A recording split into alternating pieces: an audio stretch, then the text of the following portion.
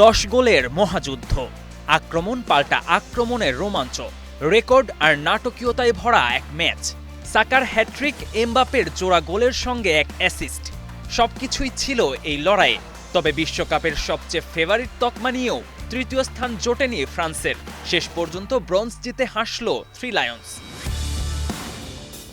যারা ভেবেছিল তৃতীয় স্থান নির্ধারণী ম্যাচ দেখে কি হবে, ঘুম থেকে উঠে তাদের আফসোস করা ছাড়া বোধহয় উপায় নেই। এদিন ম্যাচের শুরু থেকেই আক্রমণাত্মক ইংল্যান্ড 3 মিনিটেই ভাঙে ডেডলক। বক্সের বাইরে থেকে ডান পায়ের দুর্দান্ত শটে ইংল্যান্ডকে এগিয়ে নেন ডেকলান রাইস। 18 মিনিটে হেডে ব্যবধান দ্বিগুণ করেন এজরি কনসা। বিনিয়োগ হোক বিশ্বস্ত, আমার পছন্দ সল্ট বে। ওয়েলকাম টু সল্ট বে। এবার স্পটলাইটে সাকার আগমন।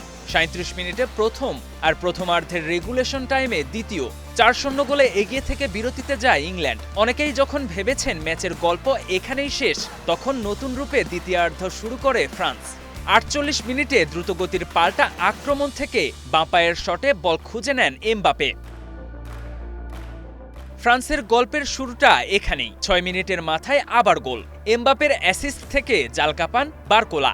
এমবাপে শো তখনও শেষ হয়নি। 66 মিনিটে আবার গোল করে বিশ্বকাপ ইতিহাসে মেসির সর্বোচ্চ 21 গোলের রেকর্ড ভেঙে 22 গোলে পা রাখেন এই ফরাসি তারকা। সমতায় ফিরতে তখন মাত্র 1 গোল দরকার ফ্রান্সের। বলের নিয়ন্ত্রণ যেন সম্পূর্ণই হারিয়েছে ইংল্যান্ড। এরপরই বক্সের ভেতরে ফরাসিদের একটা ফাউল, পেনাল্টি থেকে গোল আদায় করে হ্যাট্রিক পূর্ণ করেন সাকা। ম্যাচের নিয়ন্ত্রণটাও ফিরে পায় থ্রি লায়ন্স। তখনও হাল ছাড়েনি ইংল্যান্ড। যোগ করা সময়ের 6 মিনিটে গোল করেন উসমান দেমবেলে। তবে এরপর 5-4 গোলে পিছিয়ে থাকা ফ্রান্সকে আরও পিছিয়ে দেন জুড বেলিংহ্যাম।